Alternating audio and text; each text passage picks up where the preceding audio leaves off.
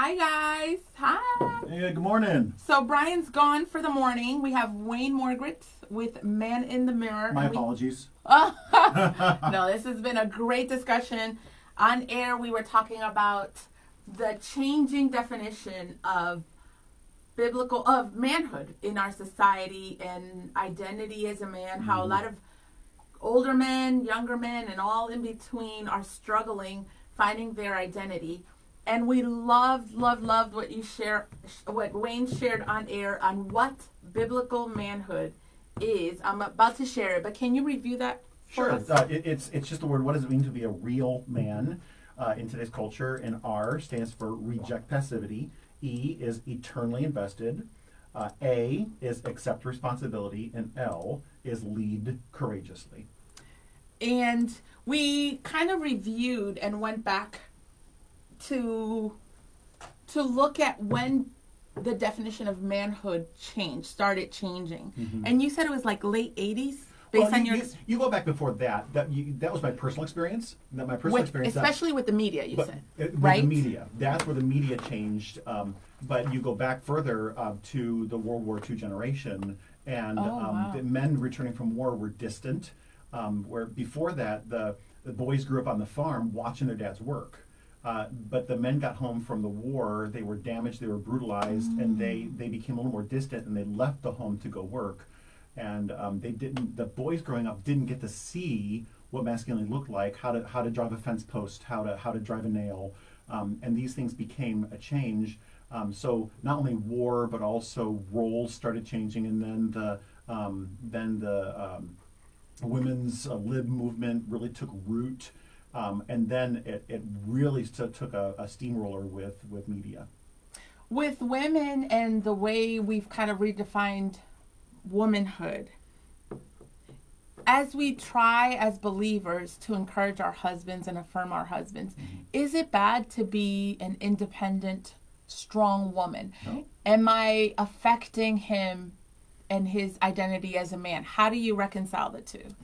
Well, boy, there's a lot here, and just so you know, I am not a doctorate level counselor with understanding role in marriage, but in my own experience, I am married to a powerful, intelligent, strong woman, but she also has struggled in her life not just to be strong, but to understand her role and what it means to be a modern, feminine wife inside of a biblical marriage. And I think those are very important roles to understand, because she can be a strong woman on the boards that she serves as she goes out and serves the community, but she also gets home and she doesn't hang up her strong hat. We have strong conversations. We don't necessarily raise the roof, but we have strong conversations in our home to understand what the best next step is for our family. What do you do as a man that makes a difference? How do you find what your place is with a strong woman? Is there something you're doing that's different? Because I think a lot of men struggle with that. Okay, so I don't want to sound. When I come up with an answer like I love her, I love my wife. Yeah. I don't want all your listeners to shut off because there's just one more guy saying just love your wives. No, seriously. Sometimes when she's coming at me, and I love you, my wife, but sometimes she comes at me with something that I have to accomplish, I have to do. And sometimes I simply disagree. Men, sometimes we disagree with our wives. Yeah. But I have to recognize sometimes that who's coming at me isn't a strong woman, but it's a hurt child inside of her.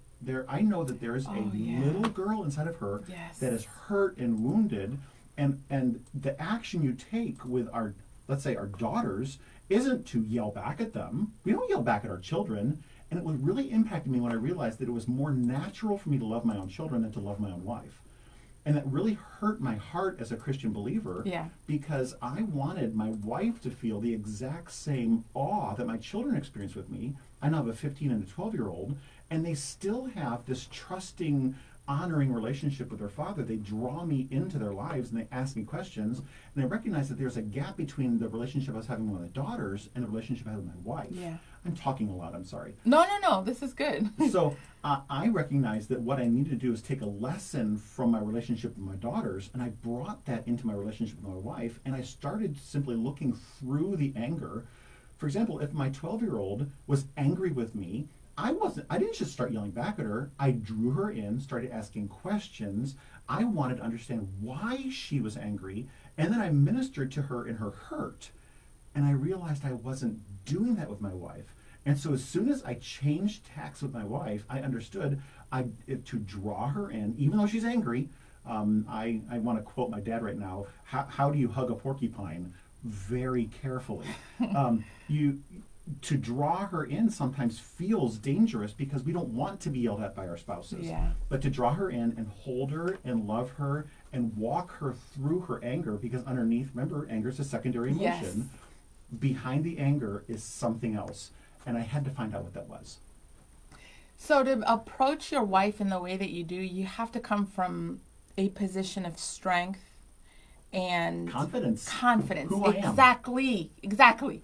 So men are listening right now that are like, I am not there. Dudes. I'm not either. But even to start the journey toward that position or that place, where do you even start? Because even as a woman, somebody asked me, I'd be like, where do you start in the Bible to even get there? Yeah, I love the question, where do you start in the Bible? Yeah. And it might not be in the Bible that you start. Mm-hmm. And I feel funny when I say that because I'm a good old Baptist boy. Yeah, all the answers in the Bible, right? Yeah. Well, they really are. All the answers are there, but you're right, you might not know where it is.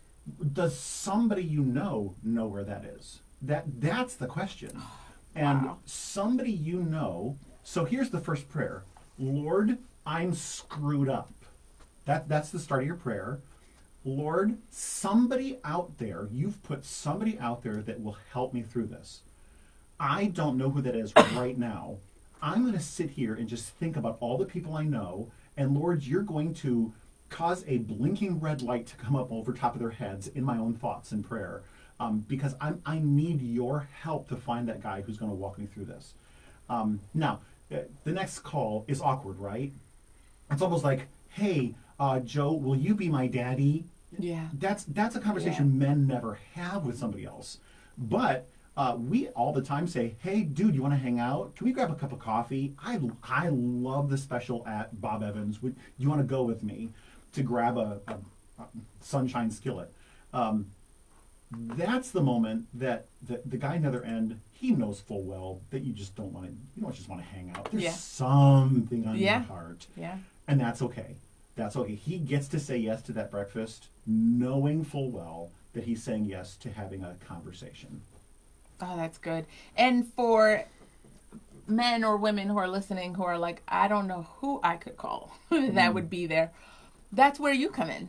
It's true. How can you help them? So my role in Northeast Ohio is as a connector. You can start with me. You can call me. Because let's say you live in Paynesville. I know churches in Paynesville that are actively pursuing Jesus in a really strategic, wonderful way. They've developed discipleship ministries. I know churches in Madison. I know churches in Cleveland, East Side, West Side, in the Worcester area, Akron, Canton, Medina. These are all areas that I have a relationship with churches in. And I can connect you with churches that are pursuing Christ in some unique and wonderful, beautiful ways for men. Good morning, Callie, Colleen, Adrian, Mike. Good morning. And Deborah says, if a woman who is strong understands her biblical role, she will submit in a godly way. Mm-hmm. The man will understand and not feel intimidated. They will make a great marriage. Amen. I agree. Yeah. Christy says, good morning, Christy. Mike says, this is Mike asking you, do you find hurts from the past in a woman are very difficult to overcome? Absolutely. Absolutely. The hurts in our wives' past are always going to be a shadow until you bring them into the light. And that is hard. That is not a one conversation on a weekend. For example, a really great resource that happens in this area is the Weekend to Remember. Invite your wife on a wonderful date. We're going to this Weekend to Remember. I love you so much. I want our marriage to be amazing. But during that event, lots of stuff comes out. Those hurts are talked about. And they're looking, when they share their hurt with you, they're looking at your eyes. Are you going to be shocked? Are you going to be disappointed. But I'm going to ask you men to have understanding, loving eyes towards your wife because she's scared that you're going to judge her. And so that's a good next step. And so that's addressing the hurt in a woman's past. Mm-hmm.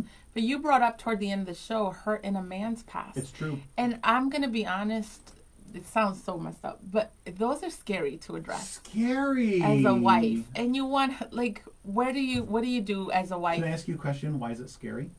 Can you be honest with yourself and say, why is it scary? It's scary because sometimes you see the manifestation, but I think men sometimes think it has nothing to do with my past, or they don't want to go there, or you don't... I'm too strong to have that affect me. Yeah, exactly. Arr. And so you don't want to call it out. Nope. Usually women are already there, so you can just converse about it. With a man, you kind of have to take him there.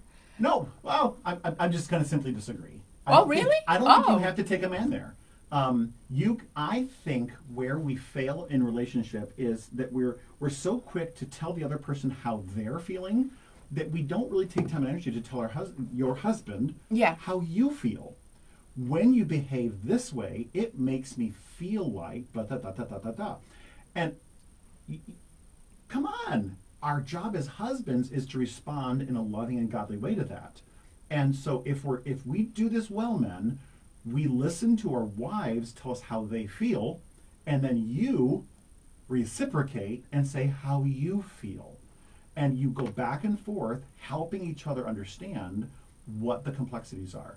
Eventually, men, you need to reveal this hurt young man inside of you, this junior hire that just hasn't grown up yet. I've got a junior hire inside of me.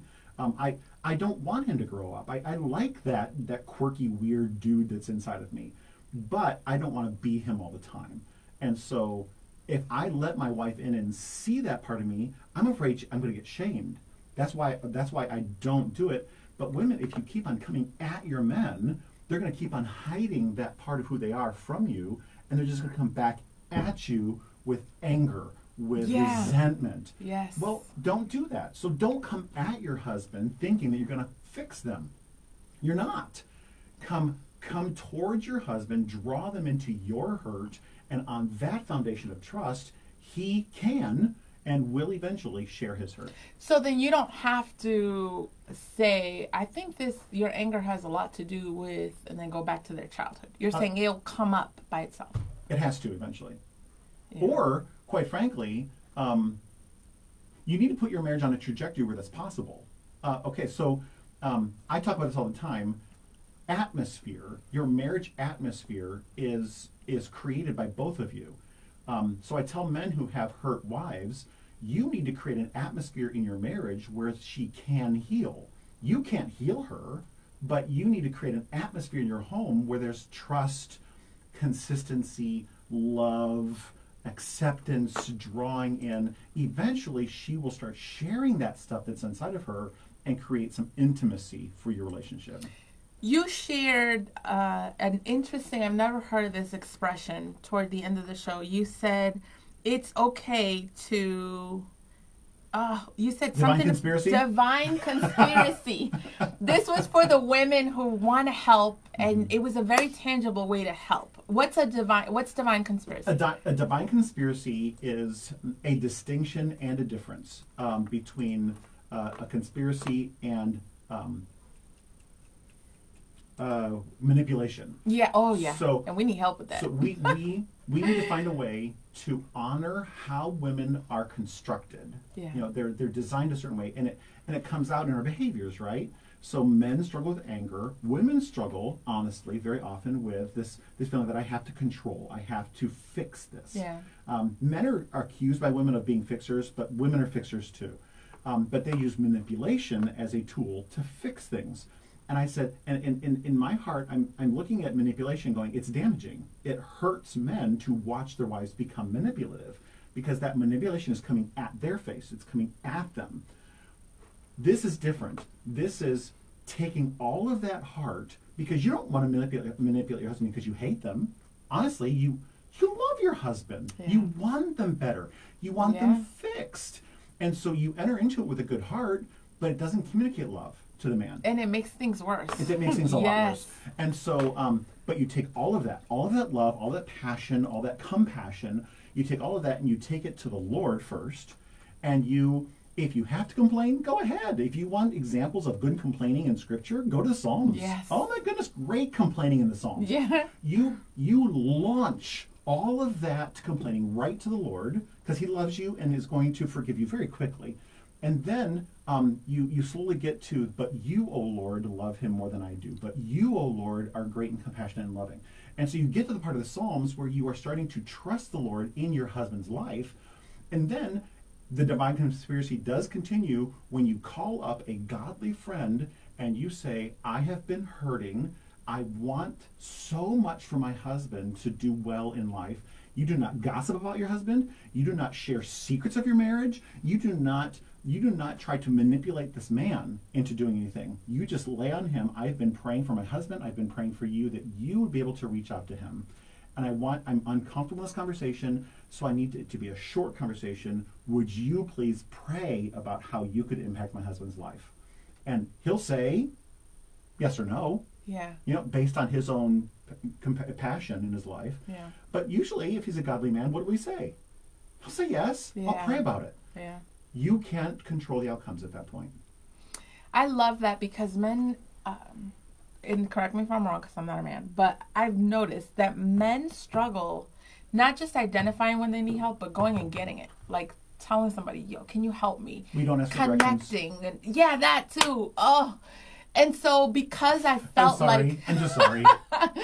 because I felt like it was disrespectful, there have been seasons in my life where I'm like, you can go ask, because I've told him you can go ask for help, because I've realized we're best friends, we've been married a long time, but I can't help him. I'm not a man. And so I've nudged him, but that only, especially introverts, it takes them forever. So you're giving me permission. You're saying it's not disrespectful to help him in that area. Oh, no, it's not wrong. I'm just going to push back a little bit and ask. So we're talking to all women, not just you, Janelle. No, yeah. All women. Often we think that we need to come at our husbands to help them fix their thing. And so your statement was, is it okay to tell my husband that he can ask for help? Yeah, don't do that.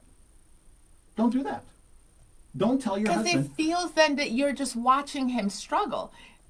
And then we all have seasons. I've had my seasons. But in terms of, like we said, you want to help and then you make things worse. Flip it around. Okay. Let's flip it around just for a second Yeah. and put you in a position where you're struggling. What do you want from your husband? Truly. Do you want his help? Do you want him to fix it? Or do you want him to understand? I want him to hear me. Right, and understand. Yeah, hear. But Yes. if he's not ready to talk, Yeah. you can't make him talk. Yeah. Yeah. A man convinced against his will is of the same opinion still. Oh. You can't make him by virtue of your deep feelings or manipulation get him to see it differently than he currently sees it. Yeah. And so there's a trust moment here where you say, honey, I'm seeing you struggle, and I want you to know I am praying so much for you. Oh, that's good. But to come and say with anything else that says, and I have an answer for you. The messaging that comes across to him is, I think you're weak. I think you're stupid. I think that you don't have the clue about what to do next. Yeah. And I want you to know that I do. Ooh, yeah. And so the messaging that comes across is, you're really the man of the house. You really have the pants in the family. And if this jerk that God gave me would finally just wake up, he'll figure it out. And so men walk away with a bruised ego. Yeah. And hurt Yeah. because their wives are trying to jump in and fix. Oh, that's good. Laura says, Janelle, my husband needs to learn or come to his own lessons on his time, on Yeah. God's timing.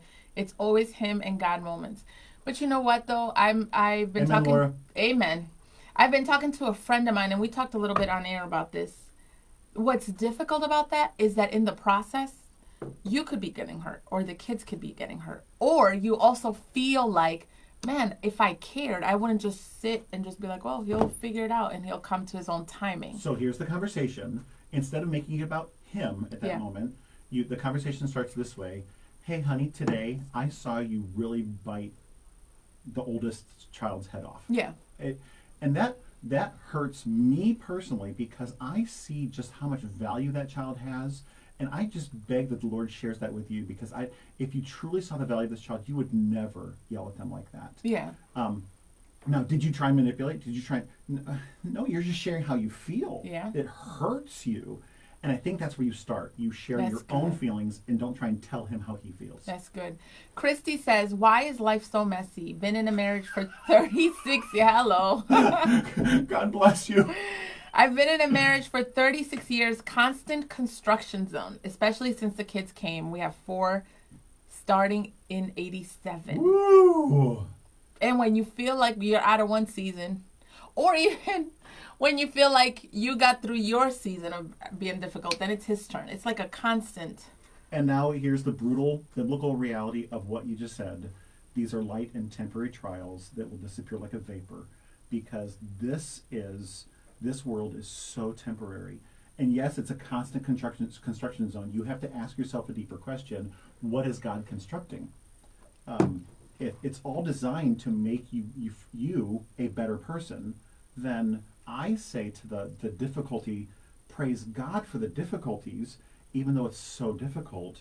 The other choice is to stop the construction, but stop growing. Yeah, it's hard. That is hard. And I'm sorry for the brutality of all that. Yeah. It's difficult. And my marriage too, by the way.